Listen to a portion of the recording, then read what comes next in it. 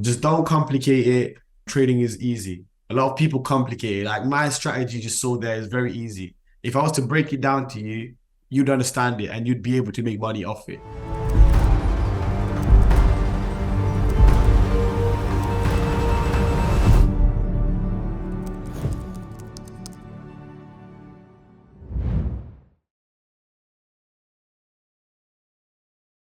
Hello everyone and welcome back to another TFT interview. Today I'm joined by Anzar from UK. Welcome Anzar. Hi, welcome. Thank you very Hey, much. how are you doing? I'm all right. How you doing? I'm doing great. So can you tell us a little bit about yourself and what got you into trading? I'm currently 23. I'm from London, and I've been trading for around 5 to 6 years now, since I was 17. So from college times, yeah, I've had a long journey with trading. So I've been on and off for a bit. I picked up trading a lot when COVID kicked in. COVID kicked in, and I was home, so I started going hard at trading, and now I would say I'm a very profitable trader at the moment. And it's basically my full time kind of thing. There was a friend that he was into trading and he was into this company, and he said to me, "Oh, join this company. You bring people in, you make money." And I said, "All right, what's it about?" And he was like, "Oh, it's like a marketing company, but there's forex with it as well." So I said, "What's forex?" And he was like, "Look, you trade currencies."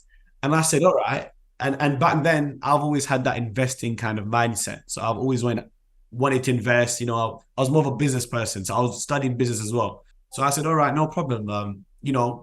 Teach me, show me." So he brought me to this, interview or courses with him once, and he said to me, "Look, these are all the people. They bring people in, and then you make money off whoever you bring in." I said, "All right." So what's the company called? And he goes to me, "I Markets Live." And I don't know if you're familiar with that, IML, but We have so many traders that have first yeah, started from there. Yeah. exactly. So, but shout out to them though, because they brought me here where I am today. So I kind of left the marketing perspective and I left the whole premium scheme, the company, I left it all. And I said, let me go my own way and study Forex. I was working a normal job. So I put in every week, I was putting £200, £100 into a trading account, live account. So I didn't start in demo either. I didn't start Okay. in demo. Mm. So I went straight to live. Yeah, and so I was putting £100 in, £200 in, and every week, and I was like, I'm blowing it. I'm blowing it. I kept blowing it, kept blowing it. So whilst I was learning off YouTube and stuff, right? Then when I got to like 19, 20, and I thought, oh, you know what, this trading is too hard for me. Like I can't do it. I can't do it. I kind of stopped for like a year. And then when I hit 20, so when COVID kicked in, and I was at home and I said, you know what? Let me get back into Forex properly. So let me see, let me buy some courses, let me invest some money into it and see what I can do with it. Because then there was a lot of people on YouTube making it. Like I could see a lot of videos, a lot of people making it of Forex. And I was like, you know what? I've known about this for a long time. I think it's time for me to get into it now. I went hard into Forex. But this was about 3 years ago. Yeah, 3 years ago. I went hard into Forex and bought a lot of courses. So a lot of big YouTubers out there now, when they were smaller, I bought all their courses from young, like from when they were, just starting off. Some of them helped me and some of them didn't help me. Some of them were a waste of money. But what I done is I took all them courses, I learned them, and I kind of put it into my own strategy. Now what I'm working with is literally my own strategy that I've kind of taken things out from different courses and I've put it into one. But yeah, since I've done that, since I've been working on my strategy, so yeah, since I've been doing that, it's been very good. It's been profitable for me. So I've just stuck to that, and yeah, now I'm here. I am. Now you Yeah, have your perfect edge that you feel comfortable with. exactly, That's exactly. great. Yeah, Well, it's good to like kind of collect knowledge and then choose the things that you understand the best and the things that suit your personality. Have your own thing, because I think that everyone is kind of tweaking and adjusting things. Even though we learn strategies from mentors, we always like make some small adjustments so that it's going to fit our psychology. What did you struggle with the most, and how did you overcome those struggles? I would say was my risk management. That was one of the biggest. So a lot of people have psychology, discipline, like the discipline, but I think my one was risk management. I was all over the place with risk management. There was one guy on YouTube, right? What he would do is he would like flip accounts. So from like he would have like 200, 300 pound accounts, and he'll flip them to like a grand, 2 grand. And I was thinking, how do you do that? And I was working with a small budget as well because I was blowing accounts beforehand. So I was like, I don't want to put too much money into Forex and blow that again. So I was keeping my balance like under 500 when I first started because I didn't want to put crazy amount of money in and then blow that and then think, oh no, what have I done? So I started with a low amount. I kept trying to do what he was doing. But when what he was doing was risk management out of the window completely. So I had no risk management. So obviously when I was 20, so 21, I was still following him. I bought his course and it like my risk management was completely out the window. I had to learn that hard. I had to, you know, like learn my risk management and say, look, if I'm not gonna have risk management, I can't trade Yeah. because it's one of the biggest things in Yeah. trading, right? Yeah, definitely. And obviously then I found out about funded accounts. So when I found out about funded accounts, I knew, okay, this way I can have risk management intact. Yeah. My risk management can be perfect if I trade funded accounts because, they say risk 1% of your account. If you were to risk 1% of a £100 account, what are you making? You know what I mean? But Yeah. if you're risking 1% of $100,000 account, then, it's decent. It's a good amount of Yeah. money. Yeah, so when funded accounts came into the picture, that's when my risk management came in and it started working together. The rules of the challenges definitely force you to be disciplined and good with risk management. Because if you're not good with risk management, you can't pass the challenges and keep the funded accounts. How did you find TFT and how is your experience with us? So far, my experience has been great. Customer service is very good. The way I message you guys is through Instagram DMs. You guys reply instantly, like that customer service is perfect. My first payout came in very quick. 2 days it took. That was very quick. How did I find them? So I found you guys. So I done a lot of research on companies because before this one, the first ever funding company I went through was FTMO because it was the biggest one back then in 2020, 2021. I don't know if you had my Forex funds. I went through them as well. I had a 25K account with them, which I passed like, back in the day, like 2 years ago. I went through a lot of different companies, I'll be honest. The recent one before this was the Fivers. That one was 50-50 profit split. So that's what I didn't like about them because I was making profit and I was like, look, why am I giving this company 50% of my profits? Which is not good because all the other companies are giving like 80%. So I was like, okay, let me find a different company that's better. So I had a look. I looked at the price difference. I looked at, the daily drawdowns, whatnot. And then I just compared them and I said, this company seems good. So let me go with them. So I took my first 100K night challenge with you guys. Within 8 days, I made 10% of that. So I made 10 grand in 8 days. Let me carry on making profits with this company because it seemed good. Because after I made that 10%, I got my live account instantly. And then within 7 days, they told me I'm allowed to withdraw if I make money. So then within 7 days, I made money and I withdrew. So when I withdrew, I got that payout within 2 days as well. So I was like, okay, this company, it seems good. This is very good.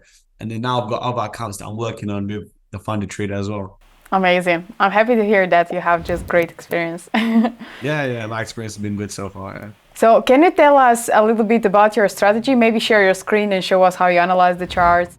So I only trade one pair. I trade GBP, JPY.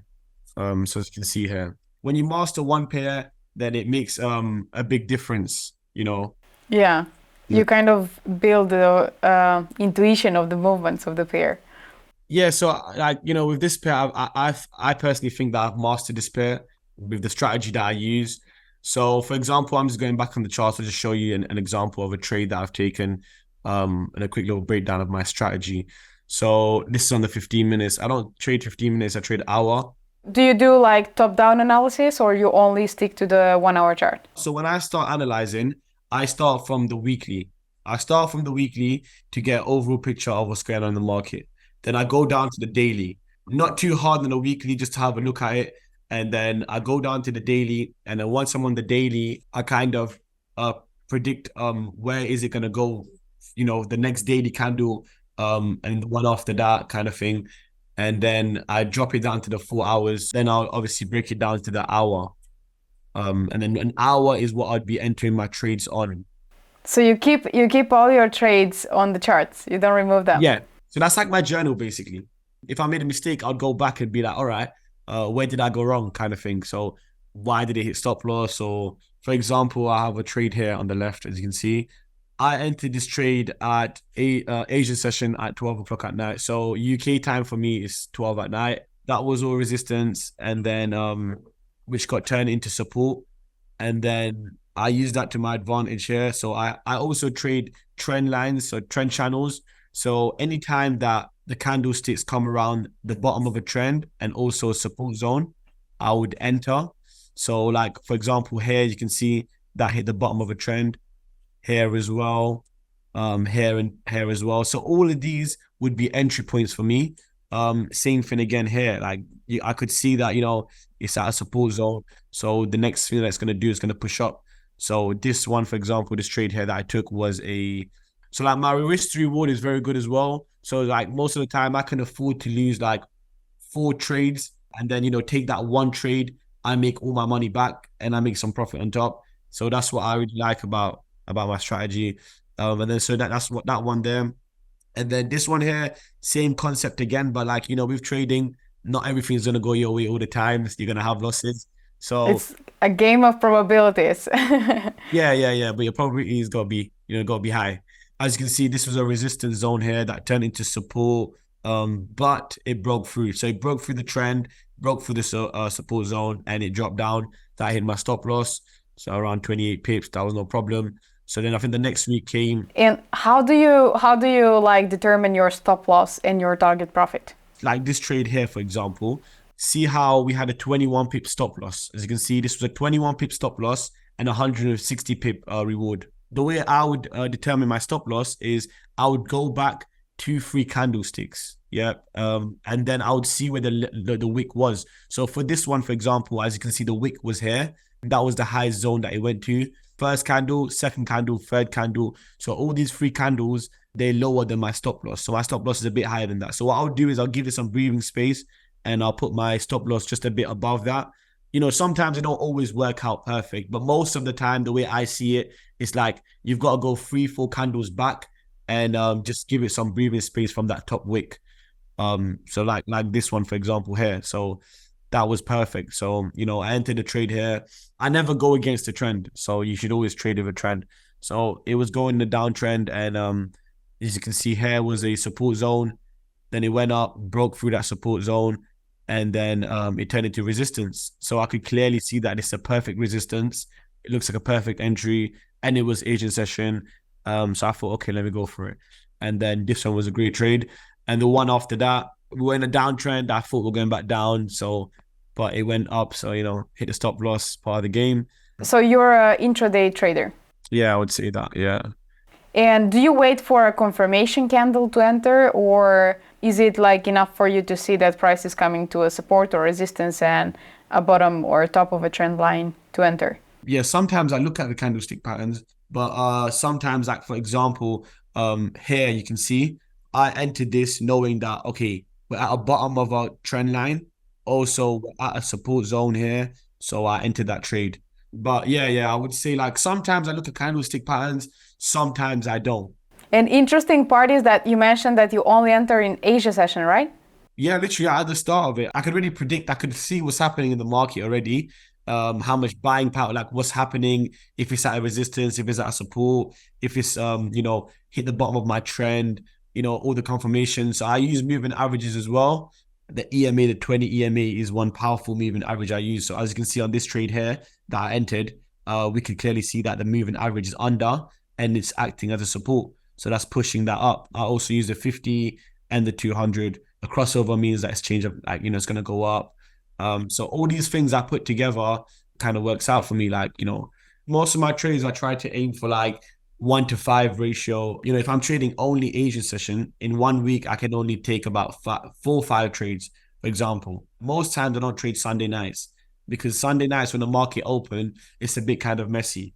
I would sometimes leave Sunday out and I'll trade the other 4 days that we have during the week. It's really interesting because most of the traders are focusing on London and New York, and you're trading Asia session and you live in UK. So you must be a night owl. I am, trust me. Before this interview started, I was asleep. I woke up. Oh. My day just starts. My day starts like like 4, 5 p.m. My day starts. And then it goes to like 4, 5 a.m. in the morning kind of thing. Wow. Later. Like today, I'll be honest with you, I always sleep at 7 in the morning, 7 a.m. before London session.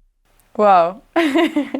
Interesting. And do you like monitor the trades, or you just put your limits and you walk away? So what happens is when I place a trade, I tend to watch it for a while. I've got my setup here. I literally just place a trade and I'm here doing other things. I've got one screen open where I'm monitoring the trade. And if I see a pattern I don't like, I'll leave it, let it do its thing. But if I can clearly see a pattern where this is reversing on me or this is about to go the complete different direction, rarely, but then I would think, okay, let me get out of this trade. I tend to kind of leave it and let it do its thing. Even though I'm watching it, I tend to just stop loss and take profit. Whatever it hits, it hits. Do you put your stop loss to break even after like a couple of pips? Sometimes I would monitor it and it would go into profit, and I would say, okay, gone so far into profit, I'll just move the stop loss to break even.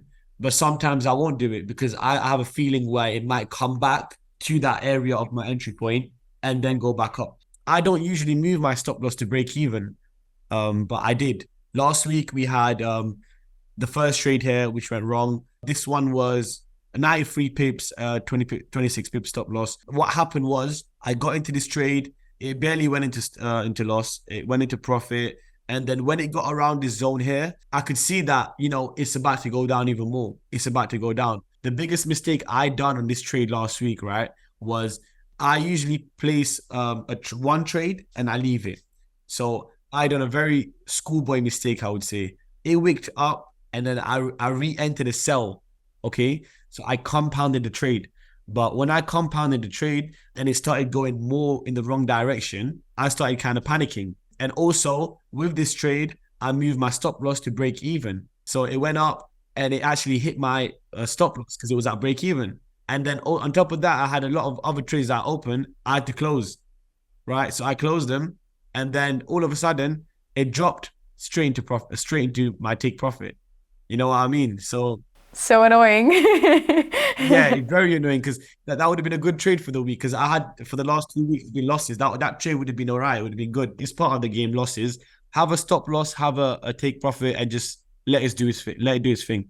Actually, I've been also wondering, should I move my stop loss to break even or not? Because this has happened to me also many times. The trade just comes, kisses your break even, and then goes all the way to the TP.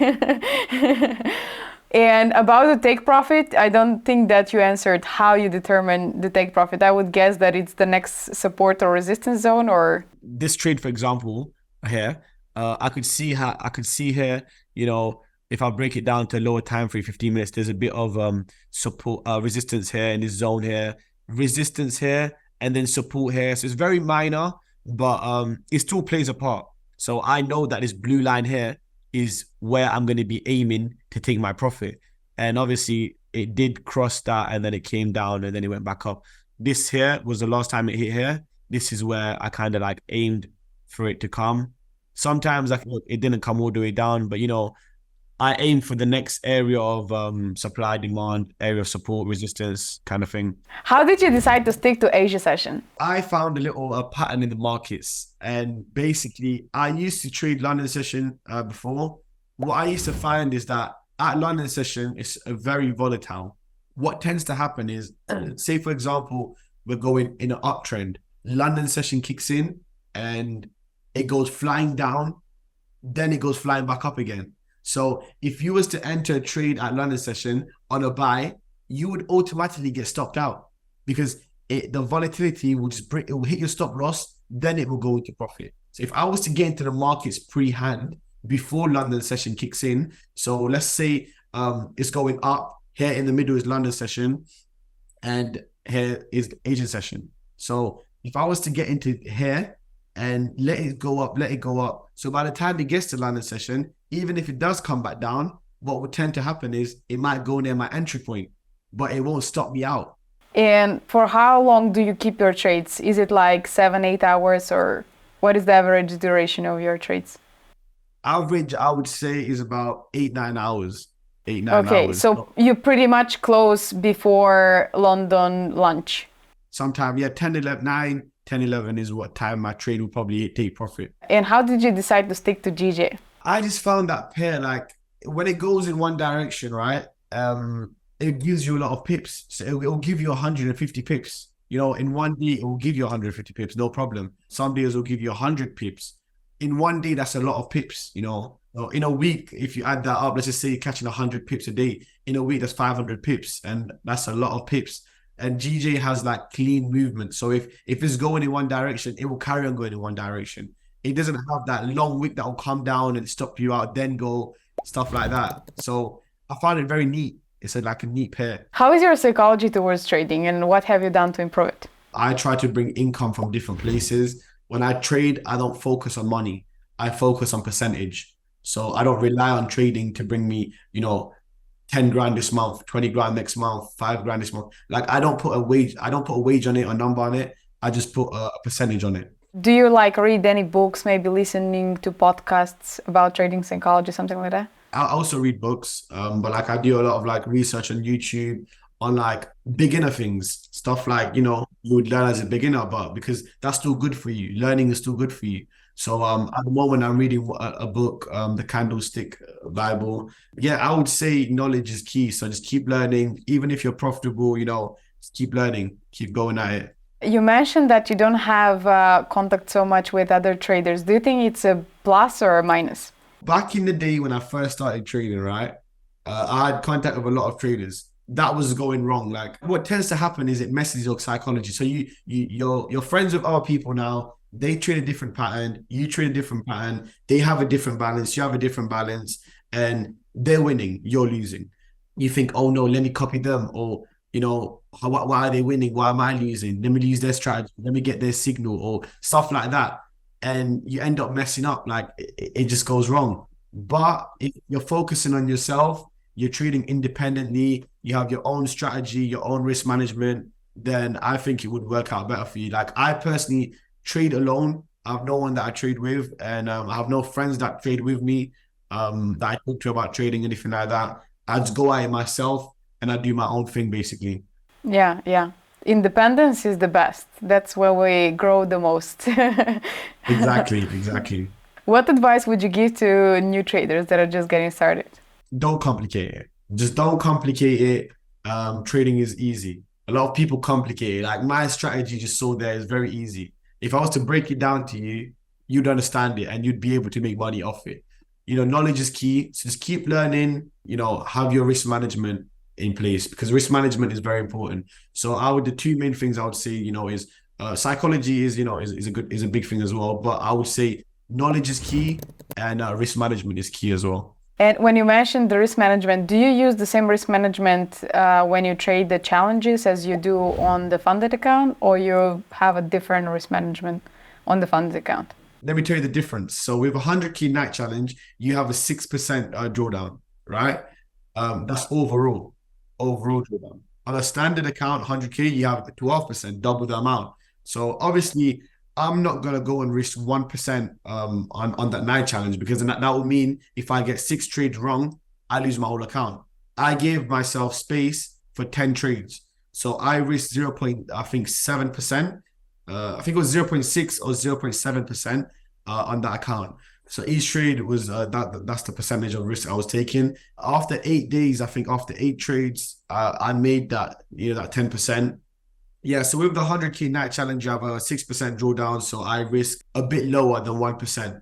On the standard 100K account that I have, I risk 1% per trade because I have 12% drawdown. So I have 12 trades I can place basically before I blow that account if all of them goes wrong. But yeah, you just have to, manage your risk at the end of the day. See what plays out better for you. Have your backtesting statistics and play with like what they say is the best. Do you have like monthly, weekly targets, 3% per week or 5% per week, or you just let the market conditions decide how much you would you would make? So in a month, I don't have a big like target. I used to target myself to make 10% a month. Then I lowered it to 5%. But now it got to a point where I don't have a target anymore because that way my psychology is I don't put any pressure on myself. I take my trade and I just make however much I make. Like if it goes right, I make this amount. If it goes wrong, no problem. But I tend to see that if I say 5% and the month is coming to an end and I've only made 1%, I start panicking. I'm like, okay, I need to make 4 more percent, and that it messes up your psychology. I tend to not put a target on it anymore, and I just let it do its thing. I think that's the best because it definitely plays a lot with the psychology. When we were at the psychology, you mentioned that you trade NFTs and you trade so you don't have like a consistent income. How do you feel about that? I would say always get into like different things, so invest into different sources of income. So like the way I've done, I'm into NFTs. That's one part of my income. Forex is another part. And like I said, in my free time I buy and sell cars sometimes. So that's another like income. I would always say invest into different things. What are your plans and goals? Like, where do you see yourself in 5, 10 years? Sometimes when I ask this question, people are like, oh, in 5, 10 years? Is it only me who is thinking so far? The last time I got asked that was probably in school or something. I see myself being a successful trader. I do want to open a couple businesses. I have a lot of business plans in mind, shops, restaurants, stuff like that. So it's a hard question, actually, that I'm thinking of on the spot at the moment. For me, I'm a daydreamer, so I've written everything, I've visualized everything. But it's cool to see if other people do that. Okay, any last words that you would like to share with us? Well, it's been a pleasure, having an interview with you guys. And I am looking forward to, get more accounts with you guys, carry on trading. Like I did say to you earlier, like I'm working on, making website for Forex, expanding my Forex. So I've even started YouTube myself. I didn't even mention that. I've got my own YouTube channel as well. Yeah. And, I want to get the website going, build the whole business around the Forex to help other people as well succeed.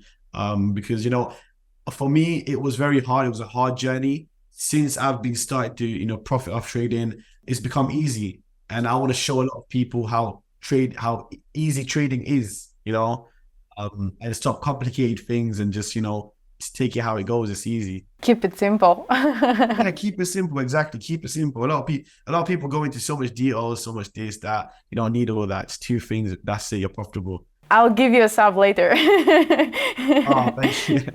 Thank you for your time and sharing your experience with us. And I wish you best of luck with all your future business plans and with trading. And I hope to have a follow-up interview in the near future. Oh, thank you very much. It's been lovely. Okay.